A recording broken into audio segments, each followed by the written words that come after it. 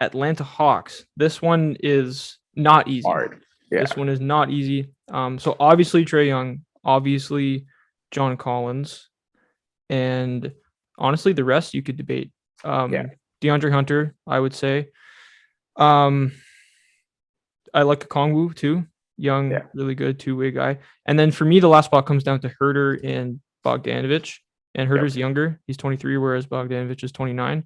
So probably lean Herter there, but it's not easy. Yeah. The reason I lean Herter is purely because of his age. And he just fits alongside Trae Young and John Collins better, like age-wise and timeline-wise. So I'm going to go him. And someone we haven't mentioned is Clint Capella. We haven't mentioned him because Onyeka Okongwu has kind of been playing better than him this season. And I don't know if that's like injuries catching up to him, that Achilles injury and stuff, but he just isn't the guy he was last season. Right. And I think that's one of the reasons why they've taken a step back and kind of digressed. Right. But I still think he has a very valuable piece in the NBA and he can still be a very solid player. It's just Onyeka Okongwu is better than him already. So the Hawks have that luxury. Yeah, Capella, exactly. And he feels like the kind of guy who would go very high in this expansion draft. I think second pick or something. Just so solid. Not really exciting, but just so solid. And he's just an NBA player, right?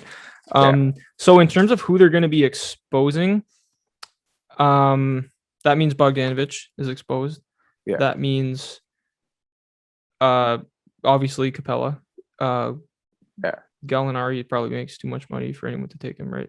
Jalen Johnson is Jalen Johnson. Rookie. Yeah. So this would be an interesting question for Hawks fans. Like, if you get to choose 5 players to lock into your team next season, because they're a team that's going to make a lot of trades, would it be Trae Young's a lock? We know everyone wants to keep him. We know John Collins a lock. I think DeAndre Hunter. I think everyone is coming around to him and likes him because pre that little injury he had, he was averaging really good, and he's coming back to it now. So other than health, DeAndre Hunter has been really amazing this season. And then like us, are you going to go Herter and Onyeka Okongwu for the more future younger guys to grow with Trae Young and John Collins? Or do you want to get the veterans who are probably better right now in Clint Capella and Bogdanovic? So it's definitely, I want to see what Hawks fans are thinking and who they would keep, because realistically in trades, you'd have to give up the younger guys if you're getting someone good back. But it's definitely an interesting conversation the Hawks front office and Hawks fans are going to have this offseason, because I know this is a huge disappointing season and they're going to make big moves this offseason to come back into the top 4, because just making the playoffs is not the Hawks' ambitions. For sure. And do you think we've always been kind of advocating for the Hawks to maybe move a couple of their pieces to get a guy who maybe fits better?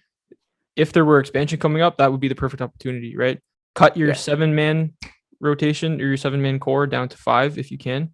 Get a Capella out of there, get a trade Bogdanovic for I don't know, I can't really think of one right now, but just another all-star caliber player. Someone I would like them to trade for, just throwing it out here, is Miles Turner.